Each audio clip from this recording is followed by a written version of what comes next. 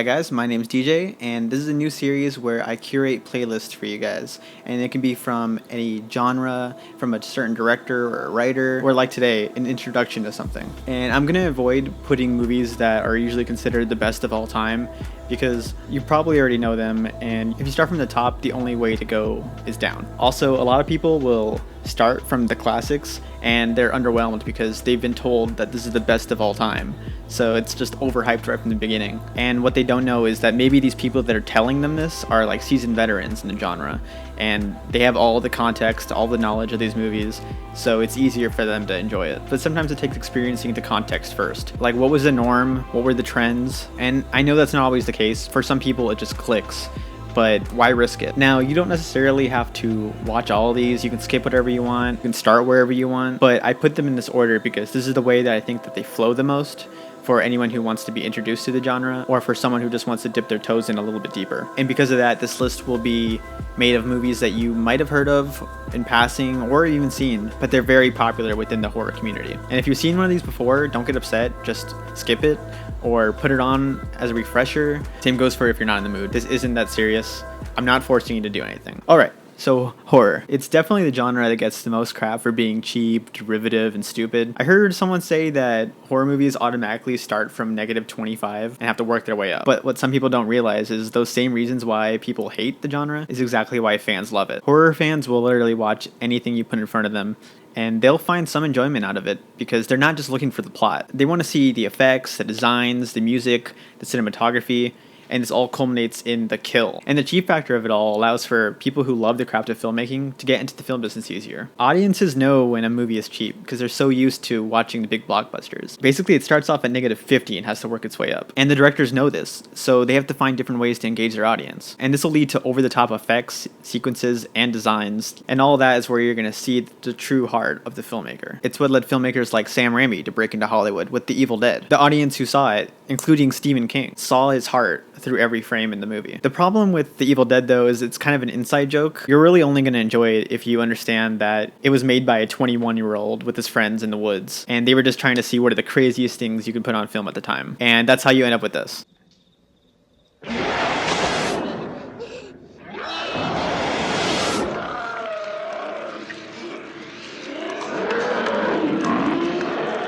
And because of that, I'm not putting The Evil Dead on the list. Evil Dead 2 is much funnier, more accessible, and just schlockier than the first one. It brings you in on the joke without having to know all the background. Evil Dead 2. So you've most likely already seen this, but I think it's a good mood setter and access point for what's to come. This is the kind of movie you can just snuggle up under a blanket with a beer in your hand, and you get to watch Bruce Campbell and Sam Raimi just give it their all. It's campy, it's ridiculous, and it's a lot of fun. You don't have to have seen the original. They kind of recap it at the beginning. It's a little different, and that's because they didn't own the rights to their first movie, so they kind of just tweaked it a little bit. And just like every innovative horror movie, it launched a string of copycats, all culminating in The Cabin in the Woods from 2012, which actually satirized the subgenre. With any cheap movie that becomes a hit, you're going to get so many people trying to replicate it.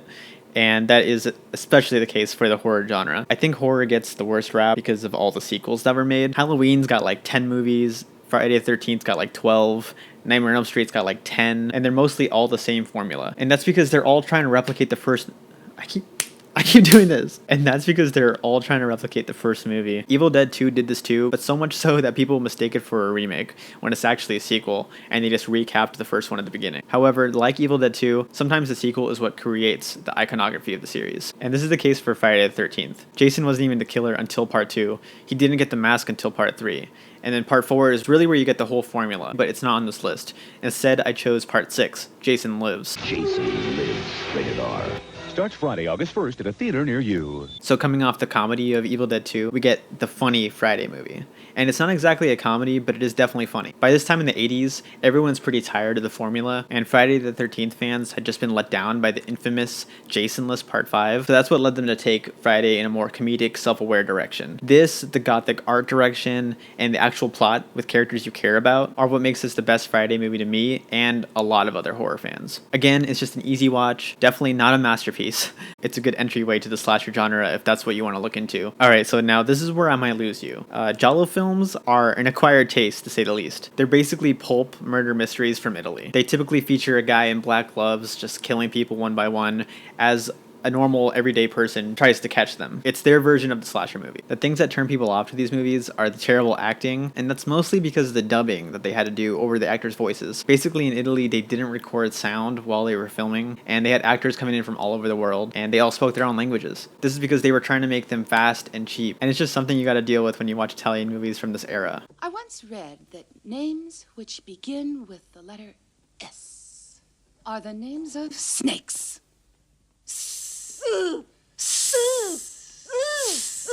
So the dubbing is probably going to be the hardest thing for you to get over. But honestly, to me, it kind of just adds to the nightmarish quality of all these movies. And it's fun to make fun of. I'm sorry. Plus, in Giallo movies, the story isn't what's important. One of the most celebrated Giallo directors, Dario Argento, is known for sidelining his plots in favor of atmosphere and big murder sequences. He actually had his movies described as musicals where the kills are the songs.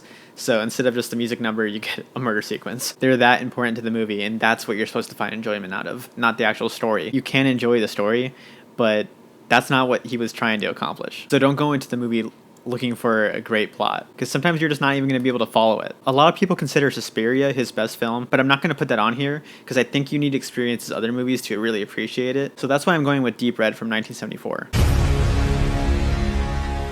Argento, with the help of progressive rock band Goblin, put together a mesmerizing movie where the most mundane scenes feel like music videos and the kills feel like action set pieces. Argento purposely makes every kill something that you could imagine happening to yourself, and it just makes you squirm. And I think the characters and the themes in this one actually intertwine perfectly. I just watched the director's cut last week, and while it does expand on the characters and the themes, honestly, I think I prefer the export version, which I think I got just as much out of than I would of the director's cut. Plus, it's 20 minutes shorter and the most common one you'll find on streaming services. Some people will tell you to go with the director's cut because it's his original vision, and it's the one that was originally screened in Italy, but I honestly think you're going to get just as much out of it as you did the export version. Plus, the director's cut features scenes that are completely in Italian because it wasn't dubbed for us. So you're going to get scenes that are in English, and then within the same scene, it's just going to switch to Italian, and you're going to have to read subtitles, which isn't a bad thing. I'm a huge advocate for subtitled films. Don't get me wrong. Okay, so if I didn't lose you with that one, I'm probably going to lose you here. Next is Possession from 1981. This movie features some of the most over-the-top performances you're ever going to see on film. Like, it honestly gives Nick Cage a run for his money. But the thing is, in this world, it's kind of believable, just because everyone acts so crazy, and where the plot goes is insane. It just all goes together so well. The way I like to describe it is as Marriage Story's evil sibling. You've got a married couple going through a divorce. The wife starts acting kind of weird. Is she seeing someone? Is she possessed? But then the husband's also acting kind of strange, and you're like, wait, is he possessed? And then there's this random guy. Is everyone in this movie possessed? Just know that this features some of the craziest, strangest scenes you're ever going to see in a movie. And it deals with huge ideas like feminism, abuse, marriage, religion. You'll definitely be searching for things you missed online because it's just that dense. Okay, so if you made it this far, you probably noticed a trend. You're laughing at all these movies. Even Possession, you're going to be laughing just because it's so over the top. Haven't you ever been at a theater and you're watching a horror movie and you or your friend just starts laughing out of pure fear or because of how gruesome the effect was? That's not a bad thing.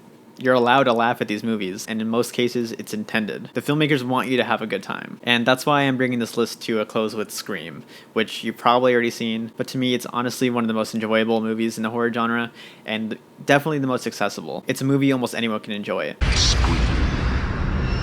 Basically, this is a film where every horror movie that's ever come out exists within it. Just like you and me, all the characters know the tropes and have either seen these movies or have heard all about them. We're brought into this world through Sydney, our lead character, who's pretty much the only normal person in the movie. Her friends are basically all the stereotypical teenagers you'd find in a slasher movie, but with the knowledge of horror movies and pop culture. And that's what makes them likable and fun. And once people start dying off, you're wondering which one of them is it? Which one of them took their love for horror movies too far? This all leads to great moments of tension and comedy. And despite the humor, it actually still works as a horror movie. Its meta commentary on the genre just adds a whole other layer that makes it more unique and unpredictable. Its mystery is something that everyone can engage in, and if it doesn't get you into horror, I'm sorry, I don't know what will. Okay, so now's the part of the video where I'll quickly go over the movies I listed and suggest things that are similar in case you really liked one of them and you want to explore in a certain direction. So for Evil Dead 2, I definitely suggest checking out the other ones in the series, even the remake, which loses the comedy, but I honestly still kind of laugh at how insane and gruesome it is. Outside the franchise, though, the only thing that comes to mind is Brain Dead, or Dead Alive as it's called in the US.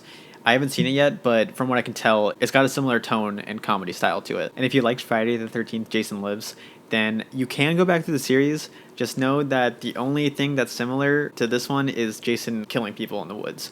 Besides that, the best ones are probably 4 and 1. I know a lot of people like 2 and even 3, I guess.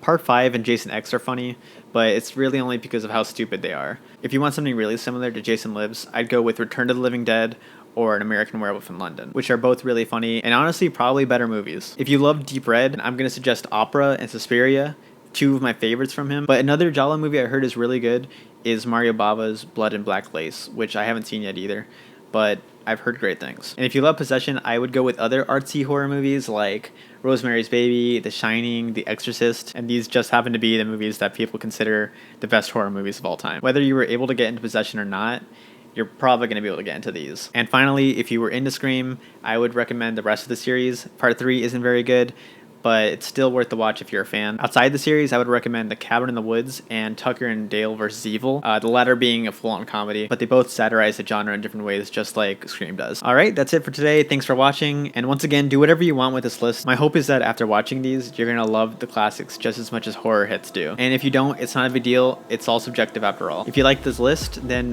please like and share it. Share it with someone that you want to get into horror or that doesn't know where to start. If you think I missed something, leave it in a comment below, and let me know if you want me to make another horror playlist or tackle another subject. I'm more than happy to do so. I love talking about film. Please hit that like button and subscribe to my channel. Once again, thank you. Goodbye.